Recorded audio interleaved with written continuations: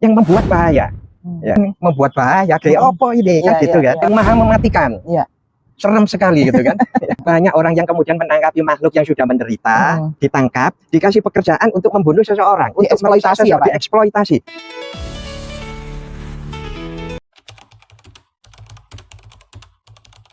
Assalamualaikum warahmatullahi wabarakatuh.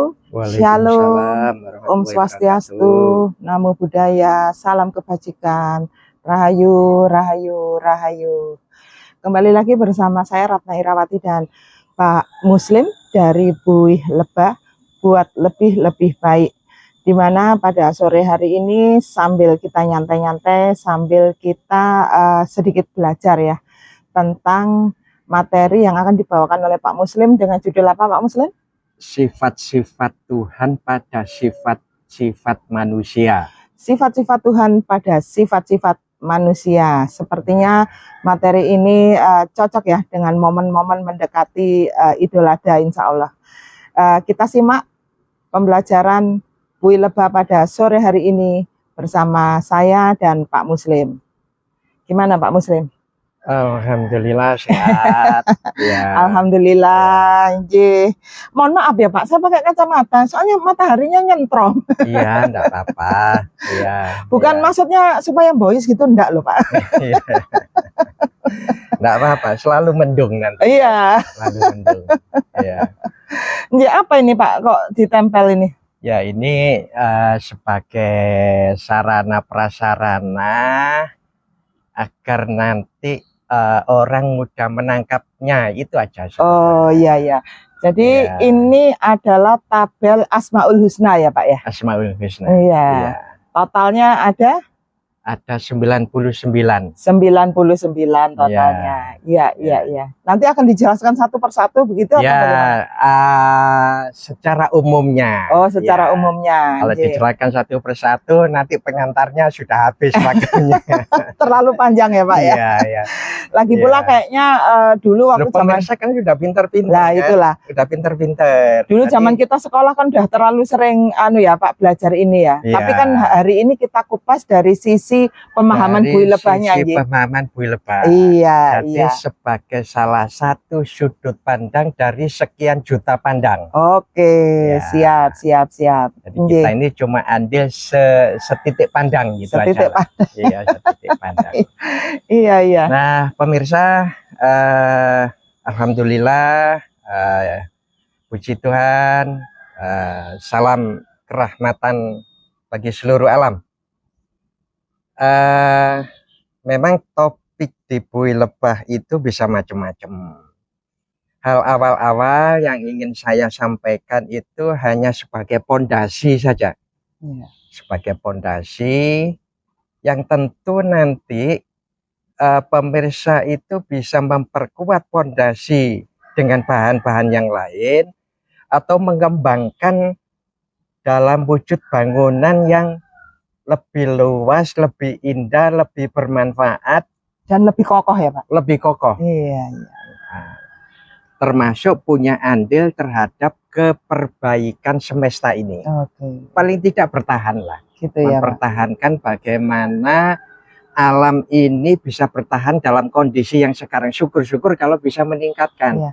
Karena memang itu juga kewajiban manusia. Kewajiban kan, Pak? manusia. Iya, untuk ikut menjaga kelestarian alam agar bumi ini pun juga terjaga untuk kesinambungannya. Iya kan Pak.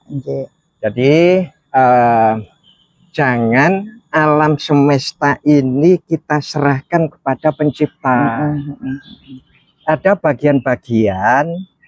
bagiannya Tuhan yang diserahkan kepada manusia dan ciptaan yang lainnya untuk terlibat memeliharanya, termasuk mengembangkannya. Iya. Ini yang sering ada dua aliran yang ekstrim begitu ya. Yang satu bahwa kondisi alam ini murni semata-mata tergantung Tuhan. Iya. Pendapat yang ekstrim kedua, bumi dan isinya ini alam semesta ini tergantung manusianya. Iya. Nah, terus yang sering menjadi pertanyaan, Pak Muslim ngikuti yang mana? Saya ngikuti kedua-duanya. Ada bagian Tuhan, ya, yang itu kuasa Tuhan. Jangan kita masuk di ranahnya. Namanya takdir. Ya. Ada bagian Tuhan yang sudah diwenangkan kepada manusia. Jangan diserahkan kepada Tuhan, karena ini nasib. Sehingga apa? Bagian Tuhan punya hak dan kewajibannya, bagian manusia punya hak dan kewajibannya. Termasuk ini nanti dipecah lagi. Mana bagiannya dunia, mana bagiannya Asia Pasifik, mana bagiannya Asia Tenggara, mana bagiannya negara, bagiannya provinsi, bagian kota, kabupaten, bagian kecamatan, berbeda-beda ya, Pak? Sampai terkecil person itu punya hak dan kewajiban. Dan itu bisa berbeda tentunya. Bisa berbeda. Tentu sebaiknya jangan berjalan sendiri-sendiri. Pada urusan yang melibatkan komponen lain, orang lain, lembaga lain, negara lain.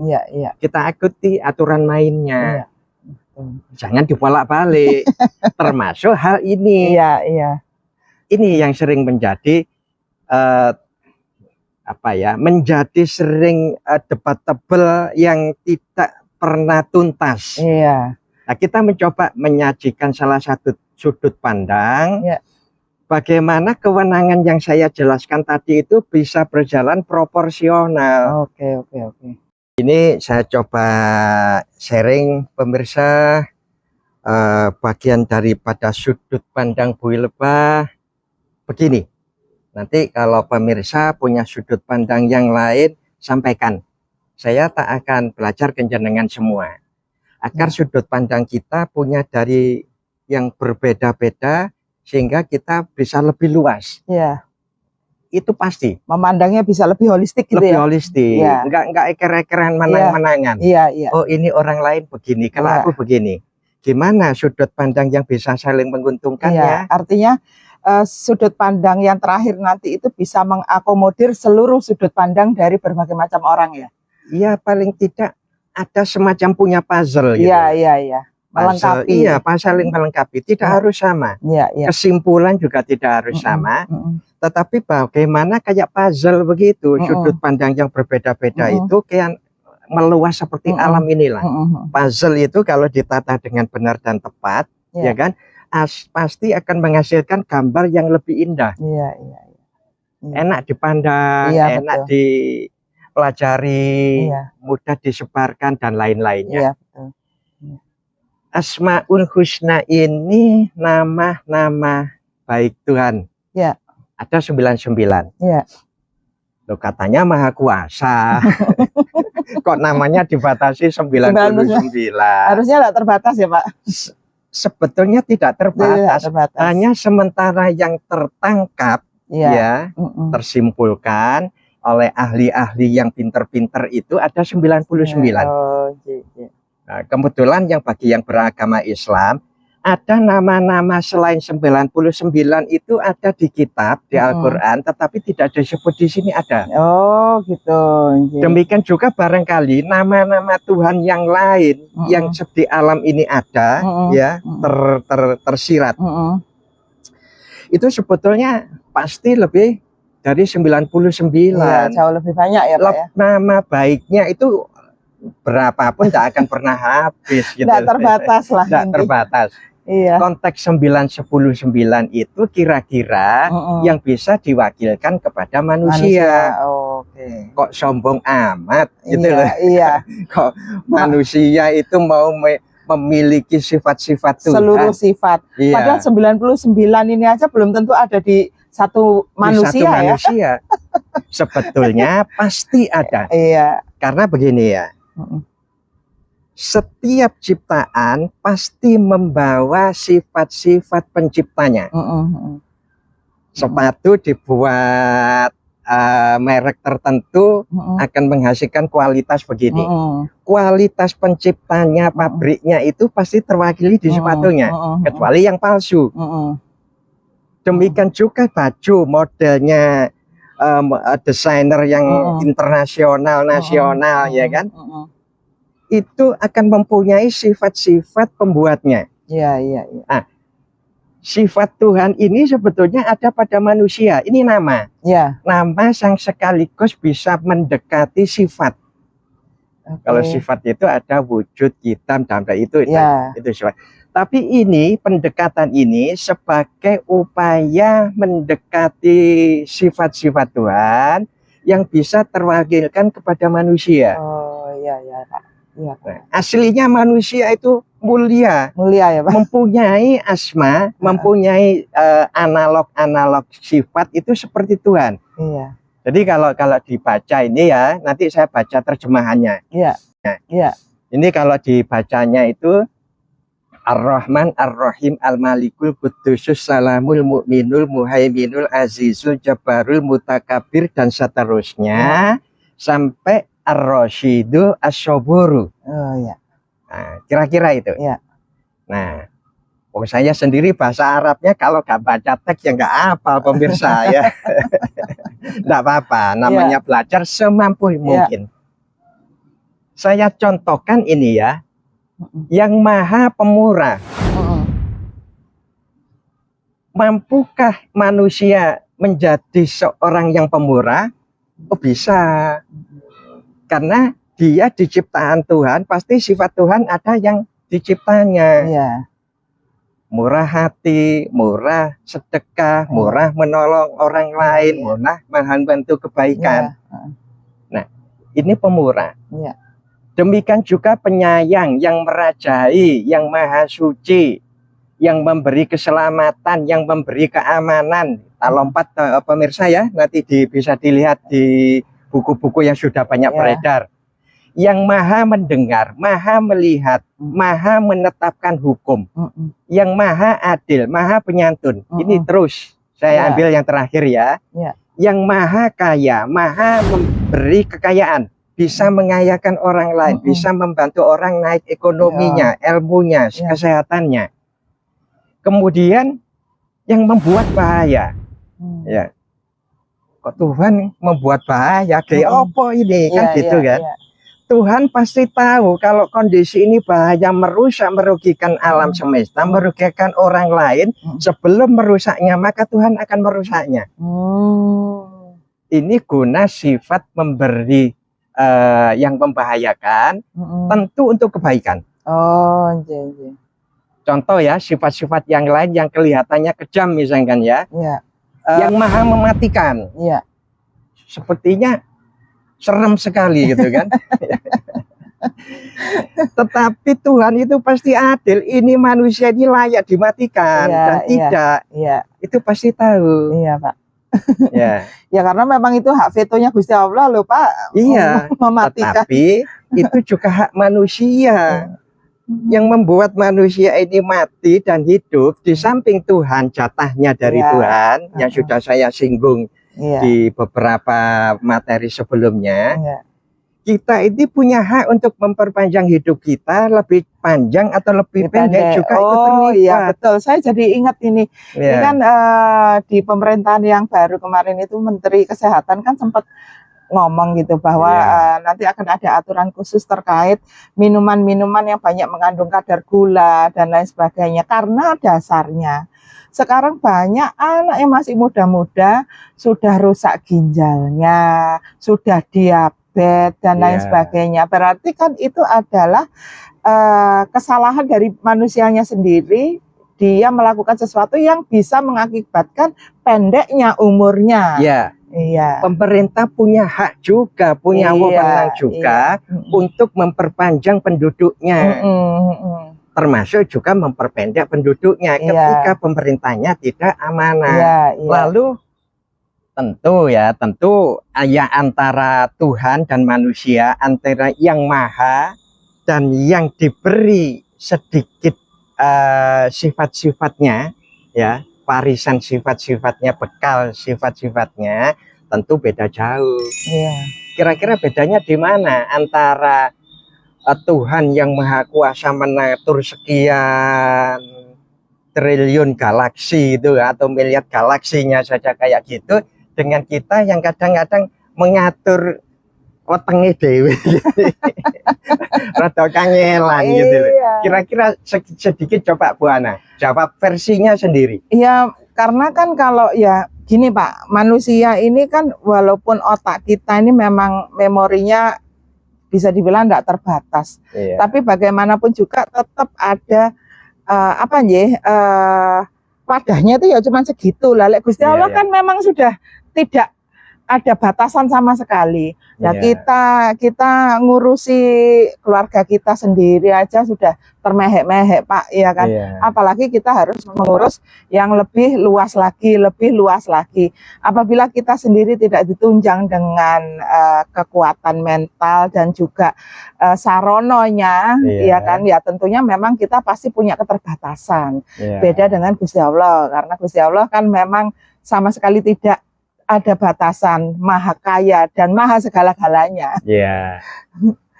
Kira-kira kalau dijabarkan lebih simpel, apa yang jenengan katakan itu sudah benar sebetulnya. Mungkin pemirsa masih mengambang gitu. Kalau lebih simpelnya begini. Jika Allah maha pengasih, ya pemurah ini, dan maha penyayang, yang tidak bisa terkalahkan banyaknya, besarnya, kualitasnya, kasih sayangnya, maka kita itu hanya bisa mengasihi dan menyayangi. Allah maha, tapi kita itu hanya memiliki kasih sayang. Itu pun kadang nggak bisa adil. Anak saja nomor 1, nomor 2, nomor 3. Kita suruh adil sulit. Iya betul. Tuhan itu adil kepada seluruh ciptaannya yang nyata dan tidak nyata. Alimul ghaibi wa syahadah. Alim, pinter, ya, pada hal-hal yang gaib dan yang nyata. Adil. Kita yang nyata itu loh. Iya, belum tentu. Sulit adil. Loh, apalagi kadang ketidak nyata. Makhluk itu kadang banyak yang dianiaya. Mohon maaf. Banyak orang yang kemudian menangkapi makhluk yang sudah menderita, ya, ditangkap, dikasih pekerjaan untuk membunuh seseorang, untuk dieksploitasi. Padahal makhluk-makhluk yang bisa dieksploitasi itu yang menderita, ditangkap, ya kan? Kemudian ditambah penderitaannya dengan amalia negatif. Ini beda kasih sayangnya Tuhan, ya, dengan manusia. Jauh sekali. Apa sudah? Yang maha merajai, maha suci. Loh, apakah kita tidak bisa suci? Bisa. Sucinya berapa persen? Tetapi peluangnya bisa, walaupun tidak mensucikan yang sekian banyak, ya kan? Paling tidak mensucikan dirinya sendiri, walaupun itu dengan kualitas terendah. Nah, punya peluang untuk mensucikan sendiri. Buktinya apa? Ketika kita salah, kemudian kita bertobat, kemudian memperbaiki diri, ini artinya punya kemampuan untuk mensucikan. Sedangkan Allah Maha Suci, ya kan? Sehingga tempelan sedikit debu aja sudah bisa hilang. Kalau kita menghilangkan satu debu sudah untung. Memang sulit Pak Muslim gitu. Katakanlah kita ini berusaha menjaga kemurnian jiwa kita, kesucian jiwa kita. Tapi kadang-kadang kalau kita ada di satu lingkungan, atau di satu komunitas dan lain sebagainya, jiwa kita berusaha untuk jaga, tapi tiba-tiba mata kita melihat sesuatu yang aneh gitu. Kayak kecipratan gitulah, kayak kecipratan. Loh, kita bisa ngomong begini, tahu-tahu telek dari burung di atas itu jatuh pernah itu. Betul. Kita jalan di hujan-hujan, kadang-kadang ada selokan, meluber, tahu-tahu mobil lewat kesemprot. Ibaratnya semacam itulah. Tidak bisa kita suci terus kan? Ya suci, kemudian dibersihkan, kotor dibersihkan lagi. Kalau Allah, kalau Tuhan, insya Allah, kalau saya yakin itu, nempel itu gugur, turun dengan sendirinya. Kira-kira begitu. Itu perbandingannya kalau Maha mensucikan. Kita kadang nyuci sendiri di laundry, no. Nggak nyuci sendiri, ya kan? Ya sah-sah saja. Ada kompensasi bayar uang. Iya. Itu hak kita untuk mengkonversi kelebihan kita dengan kekurangan kita. Iya. Jadi kayak semacam sedekah itu juga bisa membayar atau mensucikan diri kita. Iya, konteks mensucikan bukan nanti bukan hilang begitu, bisa jadi tidak hilang, kecuali yang ringan-ringan. Iya. Konteks mensucikan itu bisa jadi begini ya. Ketika kita sedang kotor gitu ya, gelas itu kotor kayak gitu katanya. Itu kemudian dialiri dengan hal-hal yang bersih, yang bersih terus mengalir begitu. Loh, yang kotor ini lama-lama bisa keluar. Iya, meluber keluar bisa keluar meluber, bisa jadi ketika wadahnya semakin besar, jiwa itu kan ibaratnya semakin meluas begitu. Kekotorannya itu perbandingannya lama-lama lebih sedikit. Jika yang awalnya 90 kotor 10% bersih, tapi kalau kita isikan terus menerus, lama-lama bisa 50 kotor, 50 bersih. Lama-lama 60 bersih, 70 bersih, bisa berbalik. Tergantung manusianya, tergantung hubungannya, tergantung lingkungannya, tergantung pemerintahnya, tergantung dunianya. Pokoknya di semesta itu punya andil saling merahmati dan saling melaknati. Melaknati, iya. Saling merusak ya Pak. Tinggal kita mau mengembangkan kerahmatannya atau kelaknatannya, kerusakannya. Itu kembali kepada manusia. Padahal sudah dititipi aneka macam sifat-sifat kebaikan ini. Nah, ini penjelasan yang lebih detailnya tentu tetap tidak kita jelaskan semua. Sebagai contoh-contoh nanti pemirsa kembangkan sendiri ya. Ini hanya pancingan, tentu jenengan ada yang sudah lebih banyak mancingnya daripada saya. Syukur, nanti tambahkan ke saya. Gitu, pemirsa ya. Ini sifat-sifat ini tadi, jika Tuhan selalu benar menggunakan sifat-sifatnya, saat kasih sayang dikasih sayang, saat menghukum dihukum, saat menolong ditolong, saat kemudian dipuji, ya kan? Dia menerima pujiannya dengan benar dan tepat. Demikian juga saat maha pandai, saat penyabar. Tuhan itu selalu tepat menggunakan sifat-sifatnya. Sedangkan kita, ya, itu kadang salah. Mestinya sabar, emosi. Kita marah. Ya. Tuhan waktunya sabar. Waktunya marah-marah. Waktunya adil. Apa berarti Tuhan tidak adil? Konteks Tuhan tidak adil itu di pandangan manusia. Kalau Tuhan pasti ketika ini salah dan benar, ini dihukum, yang ini dibebaskan, dimerdekakan. Ya itu keadilan. Ini keadilan, tapi versi manusia tidak adil. Bagi yang terhukum pasti merasa tidak adil. Iya kan Pak. Saya tuh sering ketemu teman belajar, pasien gitulah ya. Tapi saya tidak pernah punya pasien sebetulnya pemirsa. Teman belajar, bagi saya pasien itu guru saya sekaligus murid saya. Kita saling belajar. Itu sering sambatnya itu begini. Ya Tuhan, kurangku ini apa? Aku wis jengkang-jengking sembahyang. Aku sudah berbaik. Aku sudah patuh. Aku sudah nggak neko-neko. Tetapi aku ini kok sering dapat musibah. Aku ini sering ditipu. Aku ini sering dijongkrokno didorong sehingga terjatuh. Itu sejenis itu banyak. Aku ini kurang apa Tuhan gitu. Kurangnya apa?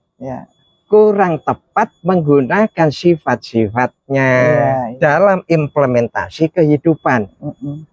Ya itu tadi, ini kan mestinya memberi yang maha memberi keselamatan, mestinya kita memberi keselamatan, menolong orang, ya kan? Tapi yang terjadi apa? Minta ditolong orang. Kok enak, perasaan uripku ini dulu nggak berjuang. Hebat Kasoro, Saya Iya. itu sengsara, kamu Iya. ya sengsara dulu. Iya, Padahal orang iya, sudah iya. mau tenggelam. Iya, iya, betul. Iya. Ini mestinya memberi keselamatan, ya kan? Heeh. Dia malah menyengsarakan. Iya. Ini contoh yang tidak tepatnya. Demikian juga ini yang memaafkan, Maha Pengampun. Mestinya kita itu kalau orang sudah betul-betul minta tobat ya, minta maaf dan sebagainya, dan indikasinya itu betul-betul loh ya. Sebab di era sekarang ini banyak orang main sinetronan begitu. Nanti pura-pura minta maaf, ternyata tidak berapa jauh besok atau lusa sudah mengulangi. Iya. Ini yang jangan kemudian kalau sudah tahu ya lawan kita, pasangan kita sudah tidak bisa diampuni, jangan diberi ampun. Iya. Harus berani keluar tegasnya. Iya, betul. Harus berani keluar kepandaiannya. Iya. Jangan jangan sabar terus. Dan itu hal-hal seperti itu benar ya Pak. Apabila dikonfrontir dengan sifat Allah tadi, lawan Tuhan aja Maha Pengampun kok kamu tidak bisa mengampuni, kan sering kita bicara dengar yang seperti itu. Tapi manakala memang itu sudah berulang-ulang kali, berarti memang kita punya hak untuk melakukan ketegasan. Tuhan pun bisa tidak sabar gitu loh. Kita pun juga meniru Tuhan. Sebagian sifat-sifat yang implementasinya yang benar dan tepat. Ya. Ini contoh lagi yang Maha mengetahui. Sering kita dengar orang itu, aku ini nggak iso apa-apa, saya nggak bisa apa-apa, saya ini bodoh, saya ini. Padahal dia sudah maaf, sudah pendidikannya tinggi, sudah menyandang status dan sebagainya. Ya. Seolah-olah itu merendah itu baik gitu bagi dia ya Pak ya. Seakan-akan. Iya, itu. Padahal saat itu orang yang dibanyakan ya itu butuh pencerahan karena dia pinter. Harus berani menjadi kepinterannya ini meminterkan orang lain. Jangan sudah pinter ya kan kemudian menimbunnya menjadi gudang kepinteran. Di materi kita ada itu sebelumnya. Alirkan pada yang membutuhkan. Ini yang termasuk Maha mengetahui. Ketika tahu, tunjukkan agar orang tidak tersesat, agar orang tidak sakit, agar orang tidak kegelapan, agar orang tidak menderita, teraniaya dan sebagainya. Ketika kita mengetahui, maka hukumnya wajib sebaiknya loh ya. Walaupun itu ada orang mengatakan sunnah gitu kan. Tapi sebaiknya lah, kalau tahu jangan kemudian membuat orang lain kian berkorban. Kurangi, ini bagian dari pahala kita. Iya, betul. Iya. Gorengan teman-teman, kalau nggak dapat pahala oleh paha itu. Lanya nanti, lanya. Iya. Nah ini ya, ini ada lagi. Yang Maha menghinakan. Loh kita itu kadang kalau ngomong nyelekit ya, itu kadang dicaci maki orang. Padahal yang kita hinakan itu sombongnya bukan main. Sombongnya merusak, destruktif, tidak sombong yang merahmati. Jadi kan kita nyelekit itu bukan kita menghina orang itu, tapi lebih pada ini loh faktanya kamu ini memang begini gitu ya Pak ya. Iya, kamu begini agar dia sadar. Gitu loh. Tidak kemudian menghina-hina orang terus yang membuat kita hentikan membuat destruktifnya itu bagian dari paha. Lah kita. Nah, ini ya, ini yang Maha Adil ya. Ini contoh. Ketika kita sudah punya permasalahan, termasuk itu di keluarga kita, nyata-nyata ini merugikan ratusan masyarakat, ribuan masyarakat, ya, jatahnya kemudian hak-hak rakyat kemudian diambil secara membabi buta, ya kan? Itu keluarga kita, ya kita harus berani bahwa mengorbankan anak untuk membuat manfaat orang lain. Ini tidak menderitakan anak ini. Justru ini keadilan untuk menyelamatkan anak atau keluarga kita yang menyalahgunakan hak orang lain. ini enggak banyak kejadian jenengan lihat di TV, di medsos begitu kan ya. Mudah-mudahan mereka sadar semua. Kita juga mudah-mudahan juga. Banyak kan kasus-kasus yang kemarin itu ada seseorang yang menyiksa pacarnya hingga tewas dan lain sebagainya, tapi ibunya reaksinya itu justru bagaimana caranya bisa menyelamatkan si anak ini yang sudah benar-benar yang sudah nyata-nyata salah, sampai menyuap sampai ke tingkat tertingginya, kan seperti itu Pak. Berarti kan itu tidak menyelamatkan si anak sebetulnya. Itu artinya apa? Sifat menyelamatkannya dia punya, tetapi salah menggunakannya. Ini contohnya. Nah, berikutnya adalah di sini ya, ini waspada, yang maha waspada. Artinya apa? Allah yang maha kuasa, yang maha merajai, yang maha hebat, yang lain-lain ya, termasuk yang tertulis dan tidak tertulis di sini, itu aja waspada. Makna maha waspada jauh lebih waspada dari waspada kita. Allah yang punya kekuasaan kayak gitu aja waspada. Tetapi kadang-kadang kita itu sering meremehkan. Betul. Ini yang perlu kita contoh, bagaimana kita juga waspada supaya kita tidak melukai diri sendiri, tidak melukai orang lain, tidak melukai alam. Betul. Kelihatannya sepele, ini contoh lah, kita nyoba patul ya, kan? Ketika kita tidak boleh memakuh di pohon, kita upayakan, ini hanya nempel pakai isolasi begitu kan. Ini bagian daripada kasih sayang kita patuh kepada aturan yang dibuat manusia, pemerintah begitu kan. Patuh kepada orang lain, atasannya maupun sebaya kita untuk memenuhi aturan Tuhan, itu sama dengan patuh kepada Tuhan. Jadi patuh aturan itu ya sejatinya sama dengan patuh kepada Tuhan. Lewat hanya derivasinya lewat pemerintah, lewat kemudian gubernur, lewat wali kota, lewat Pak RT gitu loh. Jangan dikira kita patuh ke Pak RT itu kemudian enggak patuh, ini enggak ini patuh itu pernah Tuhan. Terus jangan dikira patuh ke Pak RT, kalau Pak RT itu membawa atasannya RW dan kemudian itu membawa kerahmatan bagi alam, itu sama dengan patuh dengan Tuhan. Waspada ini juga perlu kita kembangkan. Apalagi di era sekarang ini yang banyak penipuan-penipuan. Kadang depannya bagus dan sebagainya gitu kan, banyak lah. Baik dari medsos maupun dari orang yang keliling-keliling, kemudian nyamar dari berbagai macam relawan, penolong dan sebagainya. Ujung-ujungnya menekek. Menjerat. Ya, ini saya lompat aja ya. Yang maha menghitung. Apa itu Pak maha menghitung? Tuhan itu dalam melakukan sesuatu itu dihitung sebelum melakukan, saat melakukan dan sesudah melakukan. Selalu dihitung. Ini saya punya pengalaman dengan seorang profesor dari, tak saya sebutkan supaya kita saling menghormati antar negara.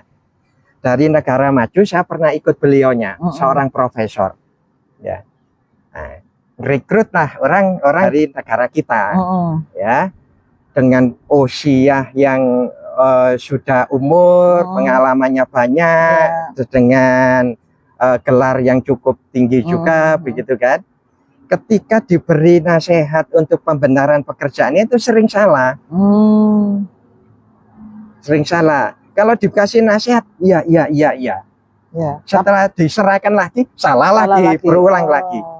Sampai beliau itu minta maaf, mengatakan begini, Muslim jangan tersinggung kalau aku mengatakan kasar ini. Tapi aku tidak untuk mengasari. Di warga negara-negaramu ini banyak yang melakukan sesuatu itu nggak dihitung, nggak dipikirkan, nggak dianalisa, disiapkan lebih dulu. Kerja nanti salah ya dibenahi berikutnya, gitu kan. Jadi planningnya tuh nggak mateng gitu ya, nggak mateng. Ini mendasar sekali menghitung ini. Menghitung ini. Di negaraku Muslim sejak kecil itu sebelum melakukan sesuatu suruh menghitung, memikirkan baik buruknya ini dan sebagainya. Sehingga ketika terkecil itu sudah dibiasakan menghitung, mengkalkulasi, mengestimasi, ya. Nanti terbawa sampai besar kian matang dalam menghitungnya. Nah, ini banyak di teman-teman kita, termasuk saya barangkali ya belum bisa meniru beliau-beliau. Tapi dengan pengalaman begitu itu, ya alhamdulillah ya, saya masih termasuk setengah menghitung lah, wis. Iya. Makanya terus kemudian sampai keluar dari pendidikan formal itu, karena mohon maaf, ini tidak menyalahkan. Terkadang banyak di pendidikan formal itu diperintahkan ini mek manut tok gitu. Ini Pak, didoktrin gitu ya. Didoktrin seperti itu. Manut itu kadang-kadang loh ya. Tetapi yang enggak juga ada. Tapi persentase di negara kita dengan di negara yang maju, penanaman menghitungnya ini lambat. Jadi kalau di Indonesia itu siswa itu tidak dipacu untuk mengembangkan logikanya sendiri ya. Dibiasakan menghitung. Iya. Karena kan menghitung itu berarti menganalisa, mempertimbangkan, sharing dan sebagainya. Gitu. Karena kan siswa kita kan satu arah, jadi seolah-olah dari duduk di bangku yang terendah sampai tertingginya ya doktrin saja yang diterima. Itu banyak, sehingga bakat orang pinter aslinya di Indonesia ini banyak. Karena apa? Leluhur kita itu suka tirakat. Tirakat itu termasuk bagian daripada laku, usaha, berjuang, berdoa. Hebat sebetulnya. Cuman budaya ini tidak dikembangkan kepada era baru yang kemudian dimodifikasi bentuknya. Nah, ini menghitung ya. Kita lompat aja ya. Maha berdiri sendiri. Tidak membutuhkan alam semesta secara ansih itu apa? Secara real. Tetapi Tuhan itu maha adil ketika kemudian manusia diberi wenangnya, ya kan? Dia juga ikut ditentukan keberhasilan program-programnya oleh ciptaannya. Ini kadang-kadang kita itu meremehkan, aku bisa dibantu sama orang lain, aku difasilitasi orang lain. Nah, sehingga apa? Gantung. Ini yang apa? Perlu di sifat Tuhan berdiri sendiri itu. Bagaimana kita contoh kita itu tidak selalu menggantungkan kepada orang lain. Kalau dalam bahasanya tangan di atas lebih baik tangan di bawah. Nah, itu. Betul. Tetapi kalau jenengan mudah-mudahan enggak ya. Kalau posisi tangan di bawah, jangan memaksakan diri untuk memberi orang lain tangan di atas. Ketika di bawah terimalah pemberian orang lain. Tapi dalam batinnya dikatakan suatu saat aku akan kembalikan tanganku akan di atas. Jangan malu kemudian posisi di bawah menolak, aku nggak butuh, aku sudah ada. Padahal aslinya butuh. Artinya kan kita tuh ya harus apa adanya aja ya, sesuai dengan kondisi kita saat ini. Tapi manakala kondisi kita saat ini memang sudah di atas, ya kita harus ikhlas memberi. Ketika di bawah harus ikhlas menerima. Tapi batinnya harus mengatakan suatu saat aku kembalikan dengan nilai tambah. Nah, ini namanya mandiri, berdiri sendiri. Ya, supaya tidak terlalu pemirsa, silakan dikembangkan sendiri yang lain-lain. Saya langsung masuk aja. Ini pemaaf, ya, pemaaf. Pemaaf ini sering terjadi. Kita itu seakan-akan nyepuro uang itu lebih baik daripada marah. Padahal ketika memaafkan kita itu tidak merubah si orang yang bersangkutan, malah menjerumuskan, ini maafnya berarti salah. Ketika orang sudah menyakiti berlebihan dan itu merusak diri kita dan merusak orang lain, maka kita harus berani merusaknya. Saya tegaskan berani merusaknya ini supaya mereka kerusakannya tidak berkembang.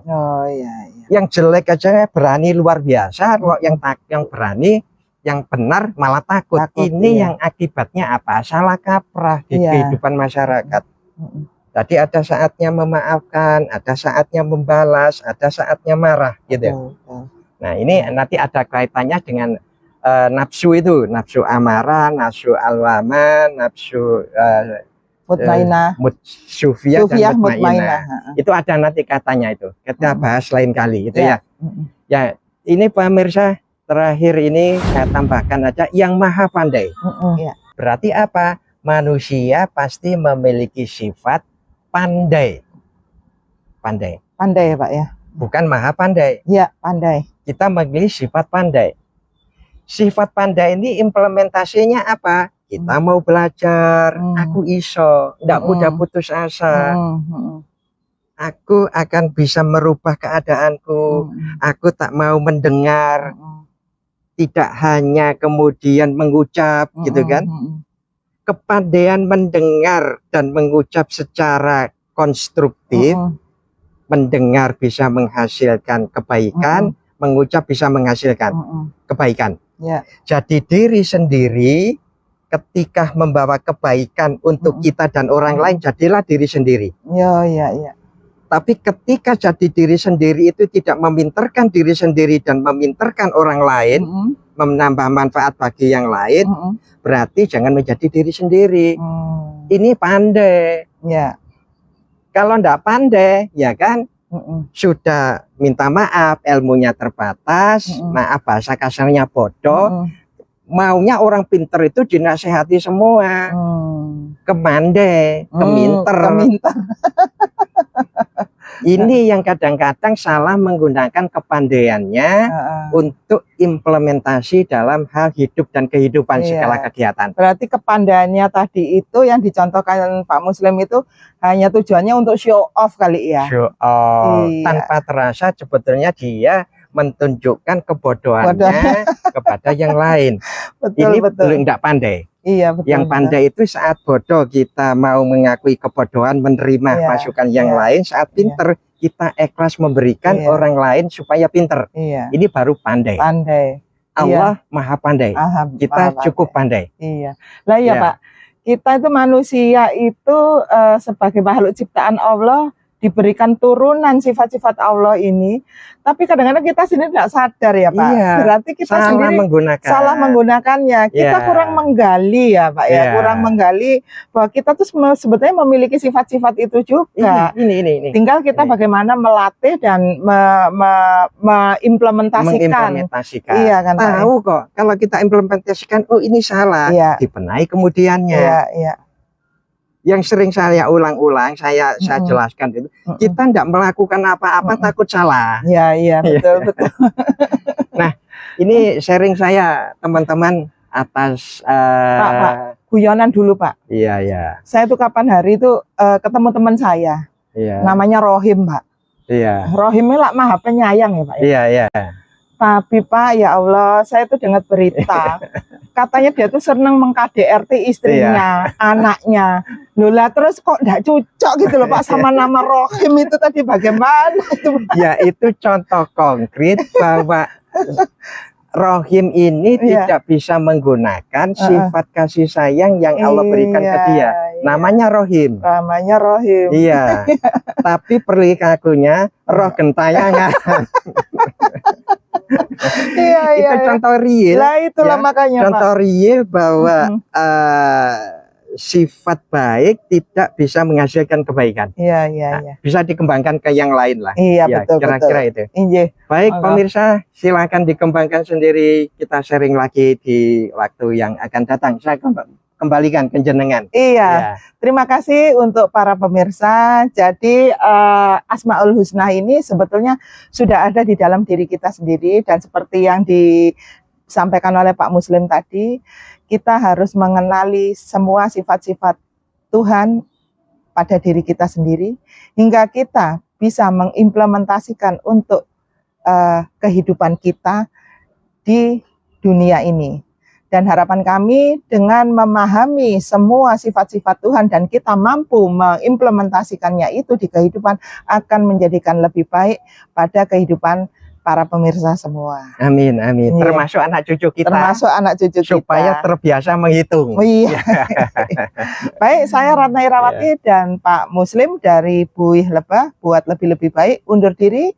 Terima kasih sudah menonton channel kami dan kita kembali di channel berikutnya dengan materi-materi menarik yang lain. Amin, amin. Assalamualaikum warahmatullahi wabarakatuh.